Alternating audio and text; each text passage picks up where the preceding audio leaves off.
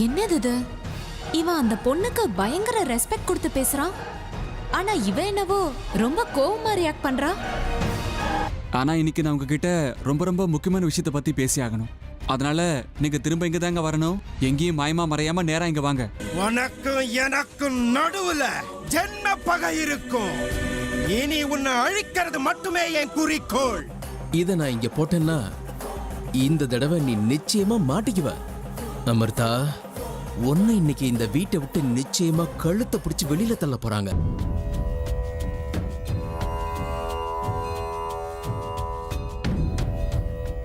அத்தை, ஏன் அத்தை, இந்த உண்ணாவிரதத்தை விட்டுட்டு நீங்க சாப்பிடலாம்ல? ஏன் சொல்றேன்னா, இன்னைக்கு ஏதாவது ஒரு முடிவை நிச்சயமா சொல்றேன்னு அர்ஜுன் சொல்லிட்டு போயிருக்கான். உன் புள்ளைய நான் நம்பவே மாட்டேன் ஹேமா. ஐயோ இல்ல அத்தை, இன்னைக்கு ஒரு முடிவை அவன் நிச்சயமா சொல்லியே தீருவான். சொல்றத கேளுங்க, தயவு செஞ்சு உங்க உபவாசத்தை விட்டுருங்க அத்தை. ஏற்கனவே நீங்க ரொம்ப சோர்வா இருக்கீங்க. இப்படியே இருந்தீங்கன்னா உங்க ஆரோக்கியம் பாழாயிடும்னு டாக்டர் வேற சொல்லிட்டு போயிருக்காரு அத்தை. நீ என்ன சொன்னாலும் சரி, அர்ஜுனே அவன் வாயால நான் கல்யாணம் பண்ணிக்கிறேன் பாட்டின்னு சொல்ற வரைக்கும் நான் சாப்பிட போறதில்ல. அதுக்காக இல்ல அத்தை, உங்க உயிருக்கு. என் உயிர் போனாலும் அதை பத்தி எனக்கு கவலை இல்லை. இது காஞ்சி போன மரம். இன்னைக்கு இல்லைன்னாலும் நாளைக்கு நிச்சயம் மண்ணோட மண்ணாயிடும். ஆனா உன் புள்ள இன்னும் பல வருஷம் வாழ வேண்டிய பையன். உடனே அவனுக்கு கல்யாணம் பண்ணலைன்னா அவன் உயிருக்கு கண்டம் இருக்குன்னு ஜோசியர் திரும்ப திரும்ப சொல்லிக்கிட்டே இருக்காரு. அது ஞாபகம் வரும்போதெல்லாம் எனக்கு உயிரே போற மாதிரி இருக்கு. அவனுக்கு எப்போ எங்க என்ன ஆகுமோன்னு ஒரே கவலையா இருக்கு. நிலைமை இப்படி இருக்கிறப்போ எனக்கு சாப்பாடு இறங்குமா ஹேமா? ஜோசியர் சொன்ன நாள்ல இருந்து ஒவ்வொரு நாளும் பொழுது விடிஞ்சு பொழுது போனா எனக்கு அர்ஜுனை பத்திர கவலை அதிகமாயிட்டே இருக்கு. அவருக்கு ஒரு கல்யாணம் பண்ணிட்டா போதும், அதுக்கப்புறம் நான் நிம்மதியா இருப்பேன். உண்மைதான் அத்தை, நீங்க சொல்றத நானும் ஏத்துக்கிறேன். அர்ஜுனோட உயிருக்கு ஆபத்து இருக்குன்னு கேள்விப்பட்டதுல இருந்து எந்த நிமிஷத்துல அவனுக்கு என்ன ஆகுமோன்னு கவலை, பயம், ஆதங்கம் இதெல்லாம் எங்களுக்கு கூட இருக்குது அத்தை. ஆனா அதுக்காக நீங்க இப்படி சாப்பிடாம இருந்தா எல்லாமே சரியாயிடுமா சொல்லுங்க? எல்லாம் சரியாயிடுங்கிற நம்பிக்கையில தான் நான் இப்படி உண்ணாவிரதம் இருக்கேன். இன்னைக்கு இல்லைனாலும் நாளைக்கு அவன் என் வழிக்கு வந்தே தீருவாங்கிற நம்பிக்கை எனக்கு இருக்கு. அவன் கல்யாணத்துக்கு சம்மதிக்கிற வரைக்கும் நான் சாப்பிடாம இருக்க போறேன். நான் ஆசைப்பட்ட மாதிரியே அவனுக்கு கல்யாணம் ஆயிடுச்சுன்னா அதுக்கப்புறம் என் உயிர் போனாலும் நான் கவலைப்பட மாட்டேன். ஆனா எனக்கு இப்ப இருக்கிற கவலை எல்லாம் அவன் கல்யாணத்தை பார்க்க நான் உயிரோட இருப்பேனோ மாட்டேனோங்கிறதா.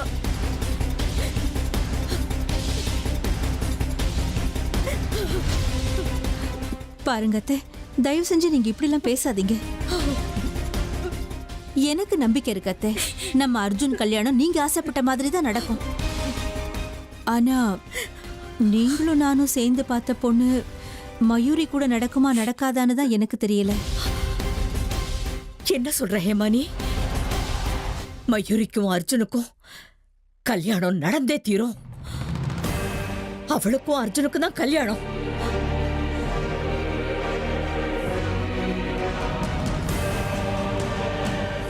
நீ ஒண்ணு கவலைப்படாத.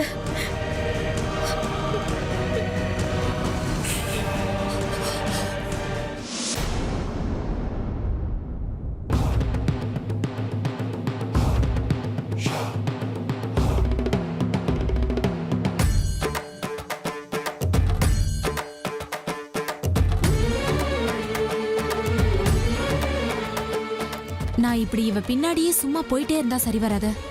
என் மனசுல இருக்கிற விஷயத்த சொல்லி ஆகணும். இல்லனா அர்ஜுன் எனக்கு கிடைக்க மாட்டான். எஸ், என்ன ஆனாலும் சரி இத பத்தி இவகிட்ட கேட்டே ஆகணும். ஹலோ, ஒரு நிமிஷம் நில்லுங்க. ஹாய், என் பேர் மயூரி. என்னோட பேர் அம்ருதா. தெரியும். எப்படி? அர்ஜுன் சொன்னான். அப்படின்னா நீங்க அர்ஜுனுக்கு இப்போதைக்கு எதுவுமே இல்ல. ஆனா வருங்காலத்துல அவன் லைஃப் பார்ட்னர் ஆகணும்னு நினைக்கிறேன்.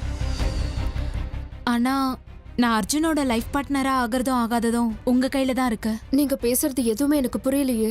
சிம்பிள். அர்ஜுன் உங்களை மனசார காதலிக்கிறான்ல?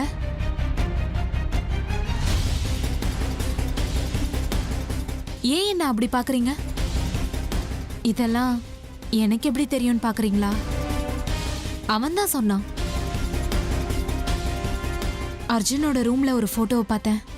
ஆனா அந்த போட்டோல முழு முகம் இல்ல, முகத்தை கையால மூடி இருந்தது. அது மட்டும் இல்ல, கூடவே அங்க ஒரு துப்பட்டாவும் இருந்தது. அதுவும் உங்களோடது தான் நினைக்கிறேன்.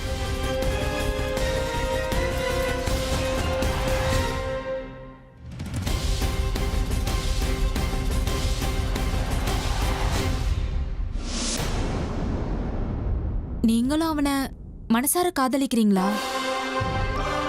பெரிய பணக்கார வீட்டு பையன், அதுவும் இல்லாம நல்ல அழகும் குணமும் உள்ளவன்.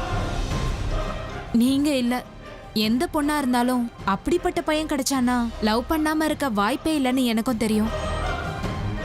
நான் அர்ஜுன் பின்னாடி சுத்துறேன், ஆனா அர்ஜுன் உங்க பின்னாடி சுத்துறான். முக்கோண காதல் கதல்ல இது. நான் சும்மா தெரிஞ்சுக்கிறதுக்காக கேக்குறேன். அர்ஜுன் உங்களை விரும்புற மாதிரியே நீங்களும் அர்ஜுனை விரும்புறீங்களா? ச்சே, நான் சரியான முட்டாள். ரெண்டு பேரும் ஒருத்தர் ஒருத்தர் விரும்பாம கோவில் குளம் அங்க இங்கன்னு எப்படி சுத்துவாங்க? நிச்சயமா நீங்களும் அவனை விரும்புறீங்கல்ல? இருந்தாலும் என் மனசுக்குள்ள இருக்கிற சில விஷயங்களை உங்க கூட ஷேர் பண்ணணும்னு எனக்கு தோணுது. நானும் அர்ஜுனும் சின்ன வயசுல இருந்தே ஒன்ன விளையாடி வளர்ந்தவங்க. நாங்க அதிகமா விளையாடின விளையாட்டு என்ன தெரியுமா? புருஷன் பொண்டாட்டி விளையாட்டு. இல்ல, இப்ப அமிர்தா கோவிலை விட்டு வெளியில வந்தாங்கன்னா அவங்க கிட்ட கல்யாண விஷயத்தை பத்தி எப்படி பேசுறது? நான் நார்மலா கேட்டு அவங்க இம்ப்ரெஸ் ஆகலன்னா? இல்ல இல்ல, இன்னைக்கு ஏதாவது பண்ணி அமிர்தாவை கல்யாணத்துக்கு சம்மதிக்க வச்சே ஆகணும். நான் கேட்கிற ரேஞ்சுக்கு அவங்க அப்படியே மயங்கி கல்யாணத்துக்கு எஸ்ன்னு சொல்லணும். என்ன பண்ணலாம்?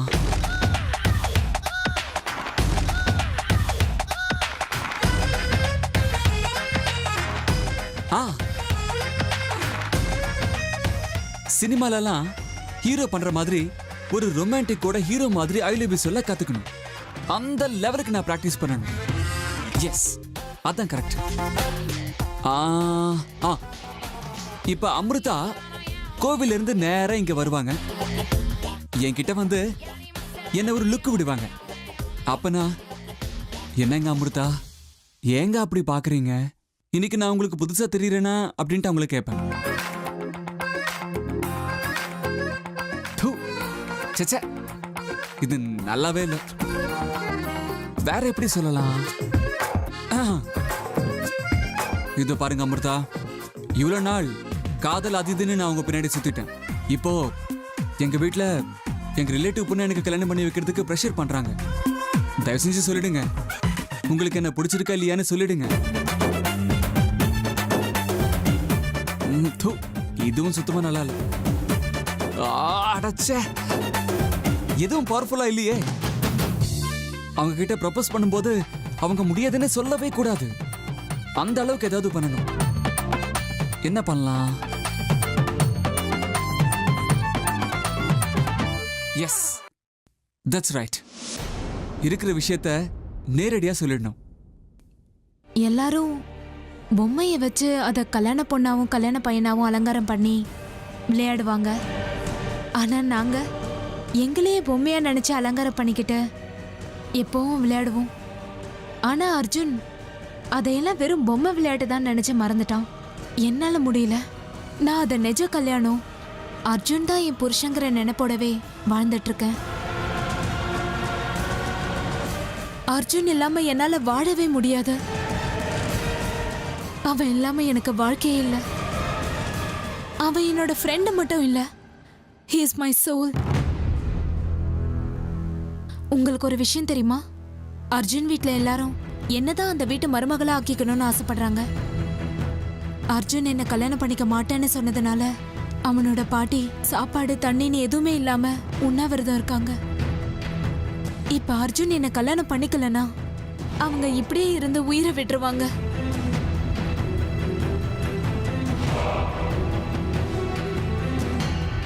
இப்ப சொல்லுங்க, நீங்க சந்தோஷமா இருக்கணும்ன்றதுக்காக ஏன் உயிரை, அவங்க பாட்டி உயிரை பலி கொடுக்கறது சரியா? நீங்க அர்ஜுனை விரும்புறதுனாலதான் அர்ஜுனோட வீட்ல இவ்ளோ பெரிய பிரச்சனை வந்திருக்கு. இதெல்லாம் உங்களுக்கு நியாயம் தோணுதா?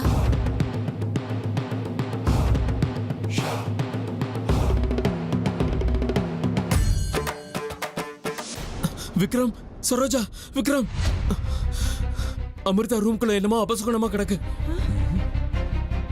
அபசகுணமா? என்னாச்சு சித்தப்பா? அது வந்து அமிர்தாவோட ரூம்குள்ள ஒரு பாம்பு சட்டை கிடக்கு. நீங்க என்ன சொல்றீங்க சித்தப்பா? அமிர்தாவோட ரூமுக்குள்ள பாம்பு சட்டை எப்படி இருக்கும்? எப்படின்னு என்ன கேட்டா எனக்கு எப்படிப்பா தெரியும்? அந்த ரூம்ல அமிர்தா தானே தங்கியிருக்கா, அவளை போய் கேளு. இல்ல மாமா, அமிர்தாவோட ரூம்ல பாம்பு சட்டை இருக்கிற விஷயம் உங்களுக்கு எப்படி தெரியும்?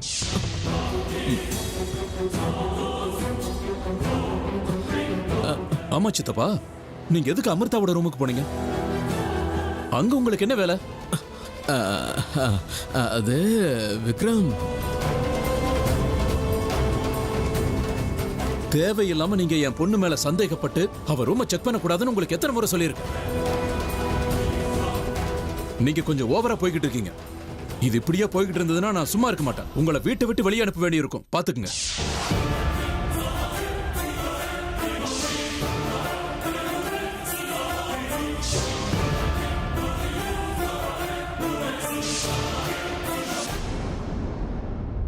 மாமா, மாமா, சித்தப்பா, என்னாச்சு உங்களுக்கு?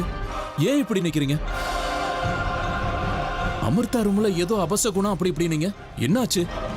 அப்ப இவ்வளவு நேரம் நான் கனவு கண்டுகிட்டு இருந்தேனா? அப்படின்னா அமிர்தா ரூம்குள்ள கிடந்த பாம்பு சட்டையை பத்தி இவங்க கிட்ட நான் இன்னும் சொல்லலையா?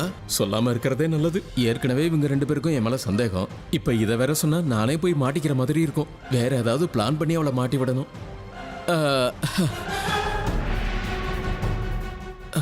அது ஒண்ணும் இல்லப்பா, என்னமோ சொல்லணும்னு தான் வந்தேன், மறந்து போயிட்டேன். மறுபடியும் ஞாபகத்துக்கு வந்தா சொல்றேன்.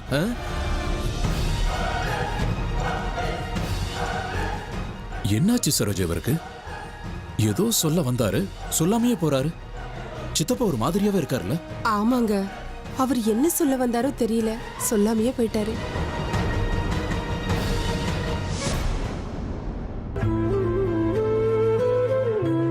ப்ளீஸுங்க அமிர்தா, இத்தனை நாள் உங்களை காதலிக்கிறேன்னு உங்க பின்னாடியே சுத்திக்கிட்டு இருக்கேன். ஆனா உங்க மனசு மாறவே இல்லை. ஆனா இன்னைக்கு நீங்க நேரடியா பதில் சொல்லியே ஆகணும். எனக்காக வேண்டாம், எங்க பாட்டிக்காக. எங்க பாட்டி நான் கல்யாணத்துக்கு சம்மதிக்கிற வரைக்கும் எதுவும் சாப்பிட மாட்டேன்னு உண்ணாவிரதம் இருக்காங்க. அதுவும் இல்லாம அந்த மயூரியை கல்யாணம் பண்ணிக்கோன்னு ப்ரெஷர் பண்ணிட்டு இருக்காங்க. அது எப்படிங்க முடியும்? நான் உங்களை தான் காதலிக்கிறேன். காதலிக்கிறவளை விட்டுட்டு யாரோ ஒரு பொண்ணை நான் எப்படிங்க கல்யாணம் பண்ணிக்க முடியும்? எங்க அமிர்தா, என் நாடி நரம்பு எல்லாத்துலயும் நீங்க தாங்க நிறைஞ்சிருக்கீங்க. என் குடும்பத்து மேல நான் பாசம் வச்சிருக்கேன். ஆனா நீங்க என்ன எனக்கு உயிருங்க. என் அம்மா பாட்டி எவ்வளவு நல்லவங்க தெரியுமா? நீங்க என் வீட்டு மருமகளாக 7 ஜென்மம் புண்ணியம் பண்ணிருப்பீங்க தெரியுமா? அதுலயும் எங்க அம்மா உங்களை தன்னோட சொந்த பொண்ணு மாதிரி பார்த்துப்பாங்க. நிஜமாதான் அமிர்தா, நீங்க என் வீட்டு மருமகள் ஆகிறதுக்கு ரொம்ப கொடுத்து வச்சிருக்கணும்.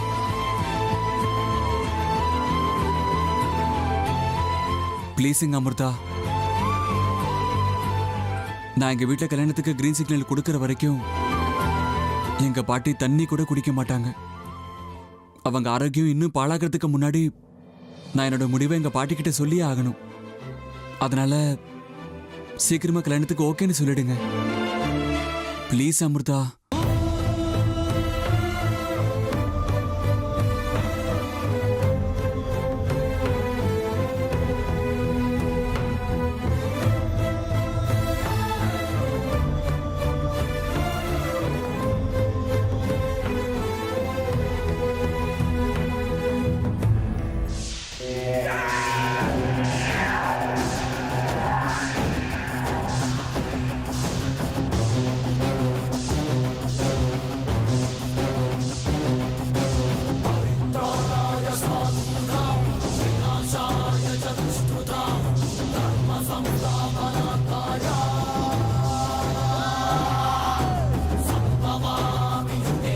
என்ன ஆச்சரியம், அந்த சாமியார் ஏன் கண்ணு முன்னாடியே என்ன மாதிரி இருக்கிற இன்னொருத்தனை உருவாக்குனாரே.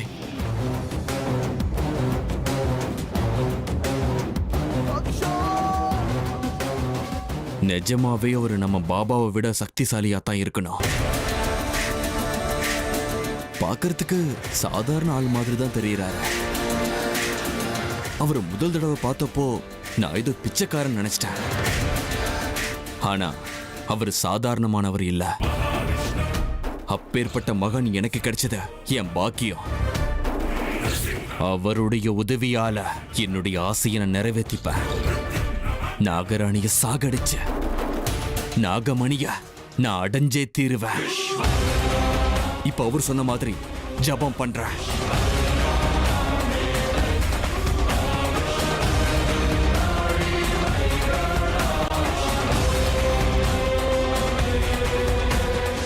இல்ல, நான் அவரை விரும்பவே இல்ல. என்ன அர்ஜுனை நீங்க காதலிக்கலையா? இல்ல, நான் நிஜமாவே அவரை காதலிக்கல. ஆனா அவர்தான் தேவையில்லாம என் பின்னாடி சுத்துறாரு. என்ன சொல்றீங்க நீங்க?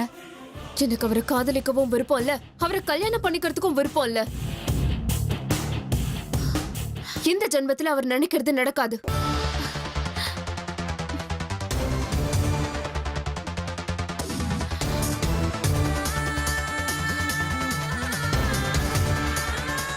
ரியலி? நீங்க சொல்றது உண்மையா? நீங்க சொன்னது மட்டும் உண்மையா இருந்தா நீங்க தான் என்னோட குலதெய்வம். ஏன்னா அர்ஜுன்னா எனக்கு உயிர். அவனுக்காக நான் உயிரை கூட கொடுப்பேன். ஆனா அர்ஜுன் என்ன திரும்பி கூட பார்க்க மாட்டேங்கிறான். எப்படி இருந்தாலும் நீங்க தான் அர்ஜுனை காதலிக்கல. அப்படின்னா எனக்கு ஒரு உதவி செய்றீங்களா? நான் உங்களுக்கு உதவி செய்யணுமா? என்ன உதவி? பெருசா ஒண்ணும் இல்ல. எப்படியும் உங்களுக்கு அர்ஜுனை கல்யாணம் பண்ணிக்க இஷ்டம் இல்ல. அதனால கொஞ்சம் ஸ்ட்ரிக்டா நீங்க என்னால உன்னை கல்யாணம் பண்ணிக்க முடியாது, என் பின்னாடி சுத்தாதன்னு சொல்லிடுறீங்களா? அப்ப அவன் உங்களை விட்டு விலகிடுவான். அப்படி அவன் உங்களை விட்டு விலகிட்டானா என்ன கல்யாணம் பண்ணிக்கிறத தவிர வேற ஆப்ஷனே அவனுக்கு இல்ல. ஏதாவது செஞ்சு இந்த ஒரு ஹெல்ப் மட்டும் பண்ணிடுங்களேன் ப்ளீஸ். அவனா தானா உங்களை விட்டு விலகினா மட்டும்தான் என்ன அவன் கல்யாணம் பண்ணிக்க சம்மதிப்பான். இல்லனா இப்படியே உங்க பின்னாடியே தான் சுத்திட்டு இருப்பான். கவலைப்படாதீங்க, உங்களுக்காக நான் அர்ஜுனை என்கிட்ட இருந்து விலகி வைக்க முயற்சி பண்றேன். ஏன் தெரியுமா? அர்ஜுன் என்ன விரும்பினாலும் என்னால இந்த ஜென்மத்துல அவரை கல்யாணம் பண்ணிக்க முடியாது. என்னைக்கு இருந்தாலும் அர்ஜுன் உங்களுக்கு தான் சொந்தமாவான்.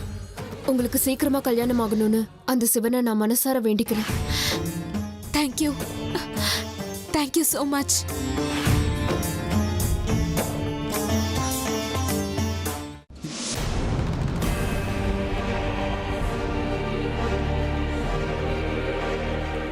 அமிர்தா வெளியில வந்த உடனே கல்யாண விஷயத்தை அவங்க கிட்ட சொல்லி நேரா வீட்டுக்கு கூட்டிட்டு போயிட்டா அம்மா பாட்டி அவளை ஏத்துப்பாங்க.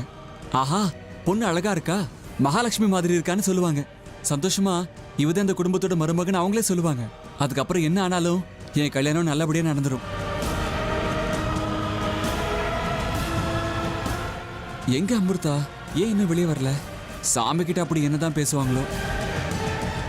ஆமா, இவ்வளவு நேரமா சாமி கிட்ட அப்படி என்ன வேண்டிட்டு இருப்பாங்க?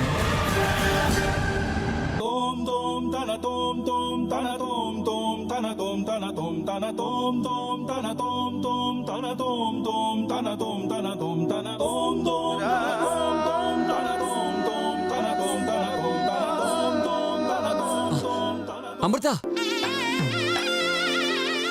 என்னங்க அமிர்தா, தரிசனம் எல்லாம் நல்லபடியா இருந்துச்சா? என்ன வேண்டிக்கிட்டீங்க?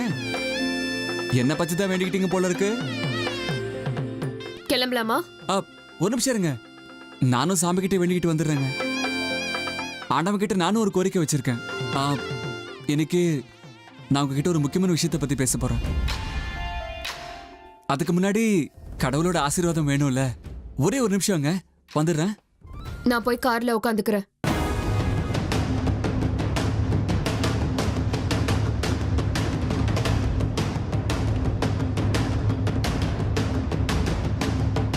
அட ஆண்டவா, இது பாரு, இன்னைக்கு நான் உன்கிட்ட ஒன்று கேட்க வந்திருக்கேன். நீ அப்படியே ஆகட்டும்னு சொல்லியே தீரணும். ஏன் தெரியுமா? இது என் வாழ்வா சாவா பிரச்சனை. இன்னைக்கு நான் அமிர்தா கிட்ட என் கல்யாண விஷயமா நான் ஃபைனலா பேச போறேன். எப்படியாவது உங்களை சம்மதிக்க வச்சு அம்மா பாட்டி முன்னாடி கொண்டு போய் அவங்கள நிறுத்தி ஆகணும். அதுக்கு உன்னோட ஆசீர்வாதம் வேணும். அமிர்தா என்னை கல்யாணம் பண்ணிக்கிறேன்னு சொல்ல வைக்கணும். எல்லாம் உன் கையில இருக்கு. நீ என்னை கைவிட மாட்டேன்னு நான் நம்புறேன். நான் கல்யாண ப்ரொபோசலை வச்ச உடனே எதுவும் யோசிக்காம அவங்க எஸ்ன்னு சொல்லிடணும். என்னுடைய ஆசையை நீ நிறைவேற்றுவன்னு நான் நம்புறேன். என் நம்பிக்கையை உடைச்சிடாத.